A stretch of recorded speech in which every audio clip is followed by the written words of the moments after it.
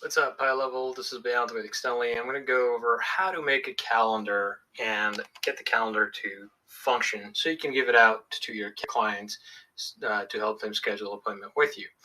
All right, to begin with, we're going to first start with going into the settings and teams.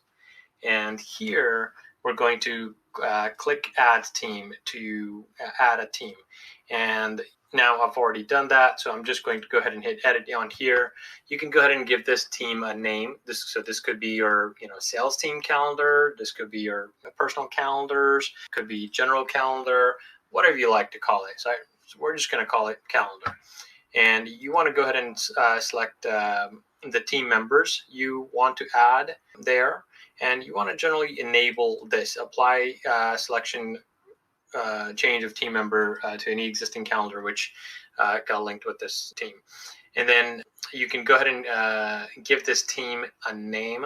It's the same name that we generally use again, and a description to this. This description shows up in your calendar view. So for example, if you're here and if you've got multiple calendars here, this is where this shows up. So calendar and let's talk. So this is where the team name shows up. So whatever you want to name here, this is generally a space where someone can come in and see multiple different calendar types or event types and select. So you could have like a 30-minute, 15-minute, or 60-minute meeting type here.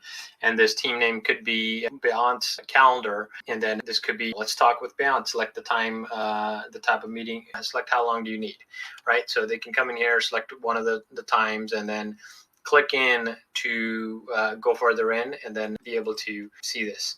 So that's that. And then a URL, you can just give it any URL. It doesn't matter. You're probably not even going to use this URL again. And then take a look at these options and see how you want them assigned. We definitely turn on the first one, assign contacts to their respective calendar team members each time an appointment is booked. And then you may skip assigning a contact if the contact already has an assigned user. We generally always keep this off, because if an appointment is booked with this person, then we want to go ahead and assign that new person to this contact. So let's go ahead and save that. And now all of the team members, if you have multiple team members, their initials would all show up here if you have selected them. The next thing we want to do is click on calendars. And here, so this is the team we added. You want to go ahead and press new calendar, and this could be, let's say this is a personal calendar, right? So I can give this a name. I can give it my calendar. Give it Michael's calendar. Schedule a call with Michael.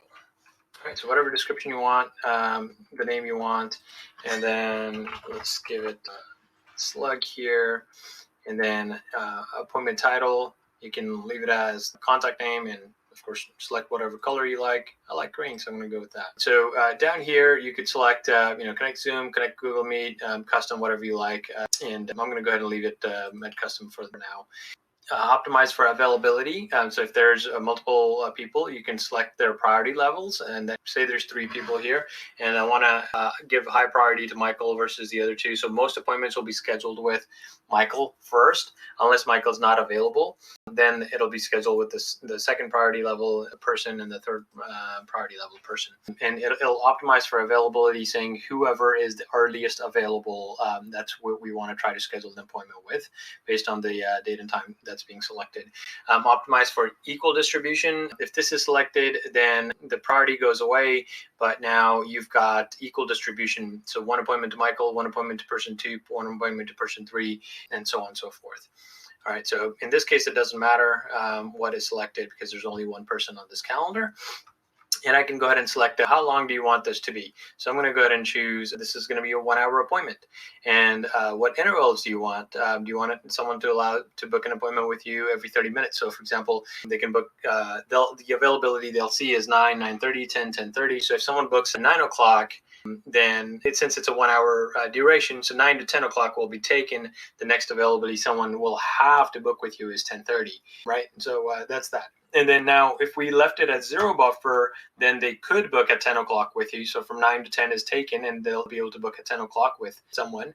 but we're going to go ahead and throw in a 15-minute buffer. So in case our call lasts a little longer, we're not going to allow them to book at 10 o'clock, but the next available interval they'll see is 10:30. And then also, I'm going to change this to 1 hour because I don't want to show them a whole bunch of different times, and I only want them to be able to book on top of the hour each time, which means 9 o'clock, 10 o'clock, 11 o'clock, 12 o'clock, and so on. So now what I've done here is slot duration is 1 hour, and the interval is also 1 hour, and I've set a 15-minute buffer duration, which means if someone schedules an appointment with Michael at 9 o'clock, the next appointment, it'll block the calendar till 10:15 because of the duration here. So it's not going to show next appointment available until 11 o'clock on the calendar there. So that's what I've done here. And then appointments per slot, you can allow them to book 4 appointments per slot if you wanted to, but Michael's not going to be available to meet with 4 different people at the same 9 o'clock time. So we're going to select appointments per slot to be 1. Appointments per day, hey, you know what? After talking to 4 people, it gets too tiring to talk about the same thing over and over again. So I'm going to select 4 appointments, but you could certainly do 8 appointments, 10 appointments. You can cram in as many as you like, or you could limit it to 1 or 2. So I've selected 2 right now. After 2 appointments have been booked for that particular date, then the calendar is going to block off that day and say, hey, no more appointments available for today. Next appointment is for the following day available after 2 people have scheduled an appointment. All right, that's that. And then minimum scheduling notice. This could be left at 0. You could have 3 days, 2 days, 5 days, whatever you want, or hours or weeks. So take a look at this as how long before you want someone to allow to book an appointment with you. So in our case, we're going to give it an hour. So if it's 3 o'clock right now, then the next available appointment that they can book is 4 o'clock.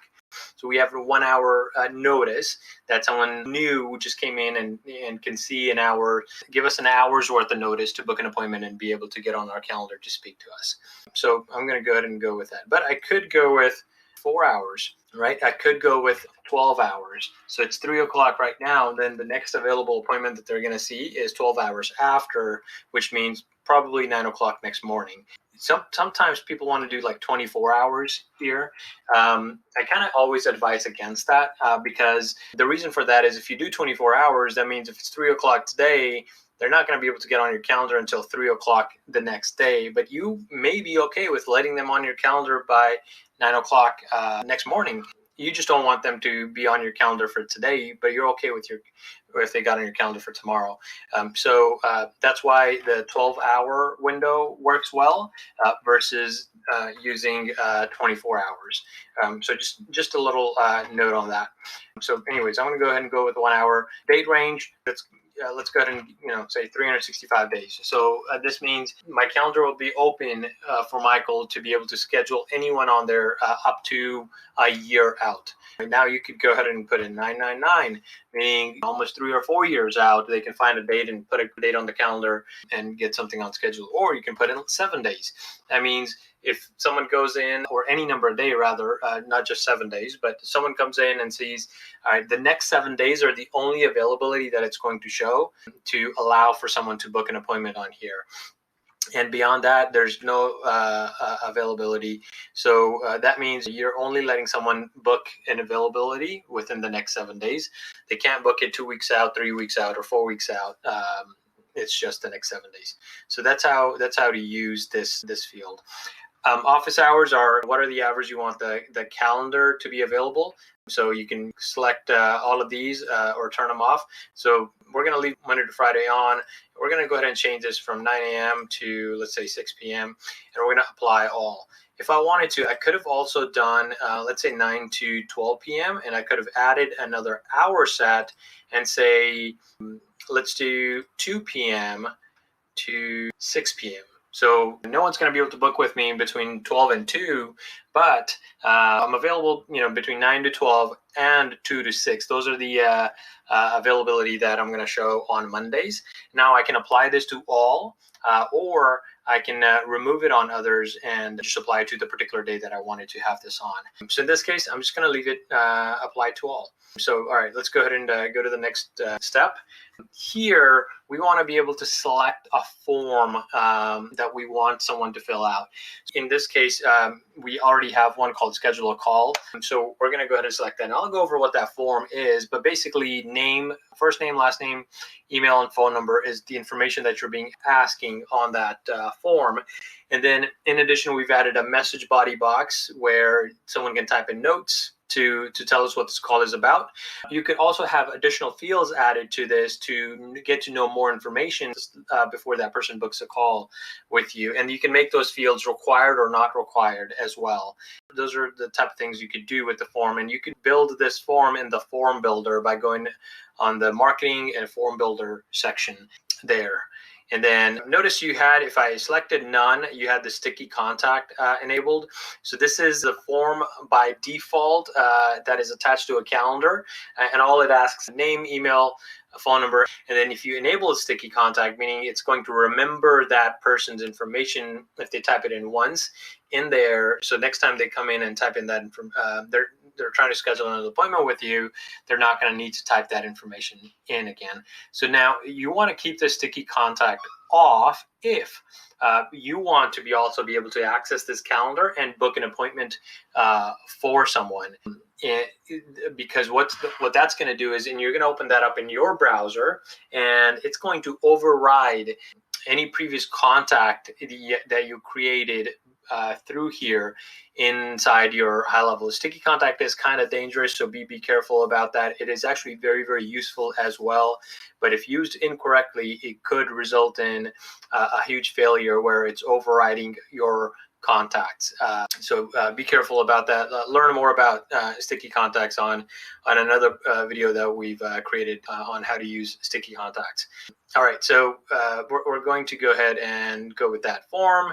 And in that form, you do have the ability to turn the sticky contact on and off as well, and inside the form builder. More on that in the form builder video.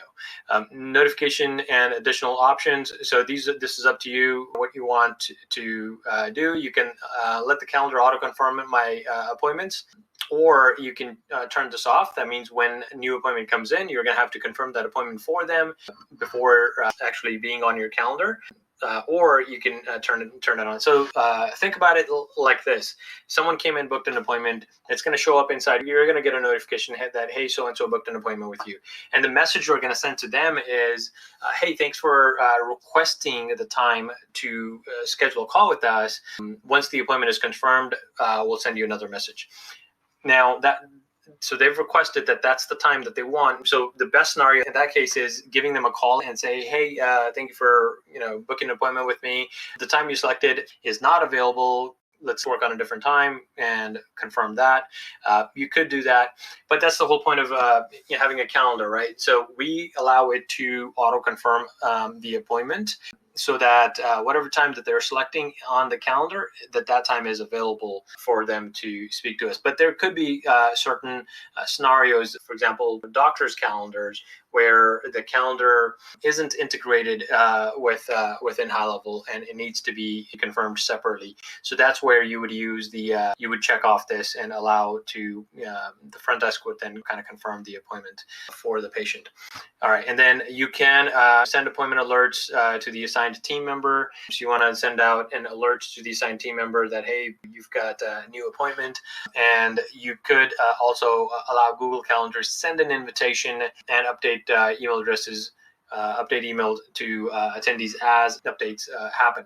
So I would always check this, turn this on, so that if they're using Google Calendar, it'll go ahead and send out an invitation for them to accept as well, so that it can show up on their calendar also. And you can now kind of go ahead and turn this on and off. And what that does is inside Notes, it takes those allow reschedule link and cancellation link. It kind of puts them on or removes them from there. And here you could also add in like a meeting location also. So if this meeting or appointment is in person, you can put in the address here, whatever ABC Street, so that they know that what the meeting location is. You could also replace this with a custom value appointment link also, which I believe, if I'm not mistaken, actually I'm not going to take the chance on this. Let me grab that custom value link. All right, so I have that custom value, and I got it right here. By the way, all I did was go into Google and type in, hey, what's the custom value link, and then the help docs popped up, and this is where all of their custom values are, and you can search right here. So this is the one I was looking for, meeting location, and this is the custom value that I needed. So that's the one that I used right here, appointment.meeting location. I wish they would kind of add in the custom value filter right here, so they could be selected right from the calendar as well, instead of having to look for them elsewhere. Anyways, so you could go ahead and add that in right there, and then you can direct them to a particular URL, like a thank you page URL. So you can come in here and type in xyz.com/thank you. That's where I want everything redirected. Or you could show up this thank you message right after this, and you can modify this message to whatever you like here. And in addition, if you wanted to change the look of the calendar, the way it looks, and you can apply custom code here. In addition, you can apply Facebook Pixel ID here, so that it tracks anyone coming in using this submission here. All right, so with that being said, everything here has been completed. So I'm going to go ahead and mark it complete. And then we have Michael's calendar being added in. So I can click this URL to visit, but this is a really long URL, and that's not something I'm going to give to my clients, right? And here are the times that we have selected. Notice 9 a.m., 10 a.m., then 12 to 2 was blocked off. So 2 p.m., 3 p.m., 4 p.m. is what the availability it is showing here. And then let's go ahead and head over to funnels. So next step is we're going to create a funnel for this calendar. To do that, we're going to go ahead and hit new funnel, and let's call it calendar funnel. I'm not going to worry about spellings right now. Let's add a step, and this could be Michael's calendar, and we can call it Michael. All right. So now we have a funnel step added, and then we're going to add another step called a thank you page, but we're going to come back to that. Now you're at the builder, and inside the builder, you can build a how you want this calendar to look like. I'm going to make it very, very simple, and we're going to choose a top row, and then we're going to make this a one column, and we're going to add in an image right here, and the image could be like a logo, right? And then I'm going to left align this image so the logo shows up on the side. And I'm going to go over to image options on the side right here, select this, and I'm going to grab this logo. And now, boom. So I've got a logo here, but if you didn't have one already in your system, you could go ahead and click upload and find a file and upload a logo there. You could go into search, and if you wanted to search additional, Pixabay and Unsplash, you could find different images here and add those graphics in also. And then we're going to give this a little bit of a background color. So let's select orange, red, pink, whatever color scheme you want. I kind of like that green, so let's go with that. Actually, I like this one a little better. So, anyways, you get the point, right? We're trying to give it a header here. If you want to make this a little bit more to the left and right, there could be adjustments that could be made here. More on that in how to use a high-level builder video. So, anyways, I'm going to go ahead and save that. And we are going to click this little plus sign and add in another column here. And here we're going to add in a single column as well. And we're going to now add in a calendar element. And we're going to go ahead and select Michael's calendar here. So boom, now we have Michael's calendar on a header that looks a little nicer. And we can go ahead and then verify on the mobile side and see how that's going to look. And yep, that's exactly how I want it to look, and it looks good. And on this side, it looks good as well. And if I want to make additional modifications, I certainly can. But for this purpose, I'm going to keep it very, very simple. One thing I want to show you is you want to go into settings and metadata here, and then come over here and type in something that you want to be SEO friendly. So here's Michael's calendar with XYZ company to schedule a call or something like that, right? And then you can type in a description here as well. Schedule a call with Michael. I'm not going to worry about the spellings and stuff right there. So this is how it would show up in an SEO preview. You could also attach in a image right here. Say this is Michael. We could attach an image there, or if we want it to be a logo, we could do that. We could type in some keywords if we want this to be searchable and kind of find on the internet, so that it could be found in Google search by typing in Michael's calendar, schedule a call, and it'll show up. So I'm going to go ahead and hit save, and then you want to make sure you also hit this yes save button down here as well to save that. All right, so we have that there, and by the way, you want to disable pop-up. By default, it is enabled, show up on exit. So you want to go ahead and disable pop-up on anytime you create a new funnel. Otherwise, it'll be there. So if you don't have this little red mark on the pop-up thing, it is active. If this red mark is there, that means it is disabled. So you always want the pop-up disabled unless you really want the pop-up to be there. All right, so now we're going to go ahead and hit the back button. And we're going to create a thank you page for this. So we've got Michael's calendar here. Now let's go ahead and clone this funnel step. And the account we're using is this, and calendar funnel. Yep, that's what we have. So boom, we've got a second one in here, and I'm going to call this thank you for scheduling a call with Michael. So let's just call it thank you and update step. All right, so let's go ahead and edit this page now. So we definitely want to keep the top part this similar, but we don't need the calendar in here anymore. But instead, we need a headline that says something like, come on, I can't type. What? Let me just pause. All right, so I've typed in what I wanted to type in there. So basically, thank you, and then I'm using a custom value here, contact.first name.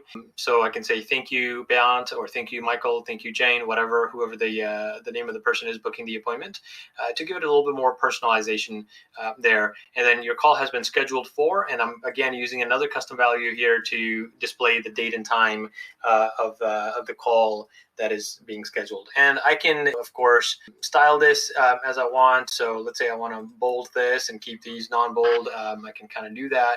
I can add in graphics here. Let's go ahead and throw in that thank you image we had selected. So image. Now we're going to go here. Yep, that's the thank you image that we have. So boom, there's that. And we got this from Splash. So you can get similar images like that there. And that's it. Now let's go ahead and save that. Let's see how it looks on mobile as well. Okay, great. This is exactly how I want it to look. I'm good with that. And then, so you could set up SEO metadata for this as well. Since we duplicated it, it's going to come up the same way. You can just remove everything and not set up metadata on here if you don't want to, since you don't really care for this page to be found in search or not. So that's what we're going to do in this case. And let's hit save, close this out. And we have completed the steps necessary to have a calendar. Now, what we need to do next is make sure there is a domain linked. In this scenario, we don't have a domain linked over here. So what I'm going to do is go to settings, go to domains, and add new domain, and link a domain right here. So I'm going to use our demo domain and link that here. And the reason I'm able to link this domain right now is because we have already added in the information in there. So anyways, so the domain is added. So you would need to go into your DNS service, update the domain information. So more on that on how to add a domain inside HighLevel. So let's go back to funnels, and we're going to go back to the calendar. We're going to go click on here, select that domain, and let's go ahead and change this to Michael Calendar. All right, so that's the URL. You could throw in a inside settings right here, a favicon as well, so that it appears on top, just like how this little high-level favicon appears. If you don't, then it's going to show a little black and white globe like this instead of the favicon being shown here. And to throw in a favicon, all you need is just the image link URL for it, and that's it. All right, so let's go to steps, and we've given it a URL, and we've given this a URL as well. So now if I want to give my customers a link, I can give them this, and that's it. So let's go ahead and open this up and see how it looks. Voila. So there we go. We've got Michael's calendar, and these are the available options we're showing. This is a direct URL to Michael's. Michael can go ahead and send this off to anyone he wants to book an appointment. So now someone can come in here, book an appointment, enter first name, last name, phone and email, and click schedule meeting. What we did talk about this form right here. So let me quickly show you that here. So form builder, and I believe we selected this form. So that's the form we have. Let's go ahead and add in a custom field, and we're going to call it a message or notes. And if I wanted to add in another custom field here, I could easily do that as well. But for this purpose, I'm only going to add in just the one custom field here. All right. So for some reason, it is not allowing me to save. Let's refresh. Okay, it looks like it was already saved. All right, so let's go ahead and refresh here and select a date, continue.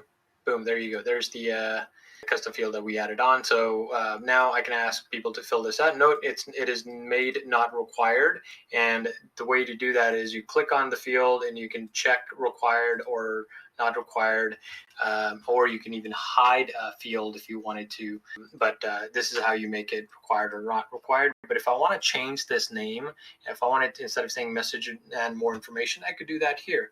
I can say, tell us what we will talk about on our call. And here I can enter in any thing I want, and that's what would appear right over here and under the gray area. So let's go ahead and save that. Go back here and take a look at how this shows. There we go. Tell us what we will talk about on our call. So that's that. And now we're not done just yet. There's a couple more steps to link the calendar to workflows, and I'm going to show you how to do that. So the next thing is we want to be able to send an auto confirmation to the client that came in and booked the appointment. And we also want to be able to send reminders to them as well, so that they know that that they have an appointment coming up. And to do that, we're going to go ahead and go to workflows, and we have a previously created workflow here that we use as part of our snapshots. So I'm just going to go ahead and go over that and actually duplicate that. So let's duplicate this workflow. We're going to call it Michael's, and we're going to go ahead and change this to using the numbering scheme we use. So the last one right here is 2. We're going to go ahead and call it 3. So now we have a new workflow here. There is a video on how to create workflows. We'll go over that. But in this particular video, I'm going to show you a quick high level of how the workflows work. Since this is sort of an extensive workflow that we already have it created, we're not going to need to spend the time on how to create this workflow. So you want to go ahead and add in a trigger. And in this case, you want to select what that trigger is. In this case, the trigger is schedule a call with Michael or on Michael's calendar, right? So let's go ahead and with that. In calendar, we're going to go ahead and select customer booked an appointment. In calendar, let me pause this real quick. All right, for some reason, I've got a problem with this browser where for some reason, anytime I try to select something, it doesn't show up. So if in case this is happening to you, you're not seeing the search, try to change your browser. So in this case, I've got another Chrome browser tab that I'm going to open up, and click over here in calendars. There you go. You can see my calendars popping up, and here's the Michael's calendar that we've created. So I'm going to go ahead and hit save there. That's the calendar that we've selected. So the trigger is when a customer books an appointment in calendar and the calendar is Michael's calendar, we want to go ahead and fire off this workflow. One of the things we have added on over here is to remove from workflows, canceled meeting, no-show, and then request a call status workflow. Those are the workflows that we're kind of removing them from here first. That way, if they had already scheduled a meeting, but they didn't show up and they were marked as no-show, and they were receiving no-show messages to attempt to reschedule an appointment with them, and they were inside that workflow, they would be immediately removed, and no-show messages, or a reattempt to reschedule an appointment messages would now stop going to them, and because they have scheduled a meeting. So that's why we have the workflow remove from workflow action added in here first. Then the next step is schedule a call confirmation saying, hey, we received your request and da-da-da-da-da. So whatever you want to type in there. So there's a name and email there. Then we've got a text message that goes out with something similar. So that's another. And then we're also adding a tag to them. And in this case, the tag could be something different. This could be just schedule a call, or you could add a new tag called, schedule a call with Michael, whatever you like that to be, to segment the people that are getting scheduling a call. Or you don't need to add a tag at all. And we're also adding a system added note. System added note is sort of a little bit more for organization purposes and logging purposes, automatically to add a note that, hey, this person scheduled an appointment on this date and time, and it shows up inside that contact's location, and it automatically adds in their contact information and the message that they wrote on there in the notes section. So app and app internal notification is the next action, where inside the high-level mobile app, the assigned user, in this case Michael, would get a notification of this event for the appointment being scheduled. And this is the title that we're choosing to provide. Congrats, the name of the contact, schedule a call, and then here's more information. Click to open the app to see more details. We could allow to send out a text message notification as well. You could delete the text message notification. You can instead add an email notification also, or you don't need to have a text or an email at all. It could just be the app, or it could be just a text, not the app, however you want. In this case, we've got both in here. And then in our case here, we're choosing to add them into a pipeline stage called new inquiry, and we're giving it an opportunity name, so we know that when someone schedules an appointment, there may not be a linked pipeline that you want to throw this person in. This may not be a new inquiry. This may be just a personal call that's coming in, or a follow-up call, or you may want to track these separately. So, but if there is a stage, you want to be able to select the pipeline here. You want to be able to select the pipeline stage there and get them added to it accordingly. And then unless it is already a one status, you want to go ahead and keep them as open. And then if there's any previous tags, you want to go ahead and remove those. So that's what we're doing here. We're removing the no-show tag. We're removing the canceled appointment tag, unable to contact tag, because now this is a new call, new association. We want to be able to remove any previous tags if there were any associated that could result from actions being taken place within this workflow. Then after that, we're starting with a reminder. So 2 days before, we're going to wait 2 days. They're going to get a reminder email. So this is just a wait step that adds the appointment or event time before 2 days. You don't want to select wait for X amount of days because you don't know when that appointment is being scheduled for. You don't want to select wait for X amount of time to send out. Now this is if I schedule an appointment today and you want me to receive a message of some sort that says 10 minutes later, I want to send every contact who scheduled an appointment this type of message, then yes, you could use the wait 10 minutes, then send out this message, for example, a confirmation message, right? But in case of reminders, you want to use wait for, then appointment or event time, and then until before, and we're doing it 2 days before. So 2 days before, this could be 7 days before, it could be 10 days before, whatever you like. And then if this date and time is in the past, from the time the event is being scheduled, then go ahead and skip all of the outbound communication and then move into the next step. So what we're saying is here, if there aren't 2 days left before the appointment, if there's only 1 day left, then go ahead and skip all of these reminders. Don't tell them that don't send them the 2-day reminder email. Don't send them the 2-day reminder text, but go ahead and wait on this and send them the 4-hour before appointment reminder when it is 4 hours left, and otherwise wait on this step until then. So that's how this flow works. And then same thing in here, where we're using 4 hours instead of days, and we're skipping. If someone booked an appointment an hour before the appointment, then it's going to skip the 2-day reminders, it's going to skip the 4-hour reminders, and it's going to land them straight into the 10-minute wait. And then in this case, we're using a 10-minute wait step. This could be a 30-minute wait if it's an appointment where someone needs to come in person and see you. It could be an hour. We just use 10-minute wait here because we find it easier to be able to remind the person 10 minutes before your call and to be able to get on the call with them and not have them miss the call. So our show rates, because of the 10-minute wait, are much higher. And then there is a SMS reminder to the internal user. Notice this as assigned user. So whoever the assigned user is getting this 10-minute message saying, hey, reminder, you've got an upcoming appointment with in 10 minutes. And similarly, there is, all right, 10 minutes left before a call. Talk soon, name of the person that they're going to be talking with, and the name of the business. So it'll say, talk soon, Michael, and XYZ business, right? This is going out to the client who scheduled an appointment. Then 2 minutes before, we are throwing in another call. It's an internal reminder. So this is kind of cool, because what it does here is a call gets placed to the user. So in this case, Michael would get a call on his cell phone, and it would say, hey, reminder, you have a call scheduled with so-and-so, the name of the person. Please press 1 so we can connect you with your meeting. If this is an online meeting, go ahead and hang up and log into your meeting link. So this kind of serves as a meeting reminder as well to them. So you've got a meeting coming up. There's only 2 minutes left.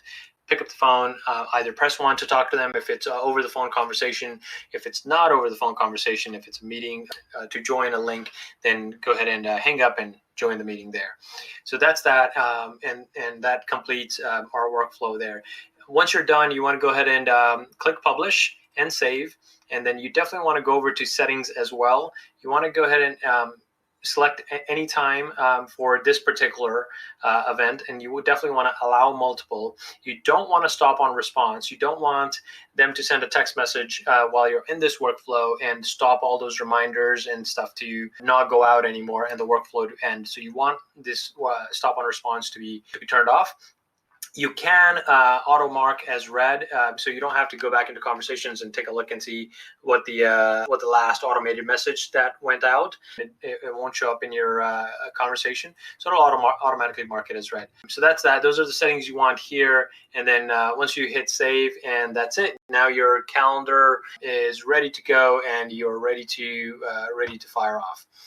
Well, that is all for how to set up your calendar and how to set up the related workflows to get going. Now, there are other creative things that you can do above and beyond this as well, and we've done some of those in our snapshot workflows that we've built. We've done some crazy stuff with this one as well, where we've linked it with other things. We've also attached a client meeting status update link in here. So, imagination's the limit. There's a lot of cool things you could do with this, but those are at least the basic stuff that you need to be able to set up. Now, again, some of the things I went over, like for example, the automated call, that's not required. You can definitely remove that if you don't want to. You don't need to send internal reminders to remind them 10 minutes before. Matter of fact, you don't need to send any of these if you don't want to. You could just set up a confirmation, and boom, no reminders at all, and that's it. You're done.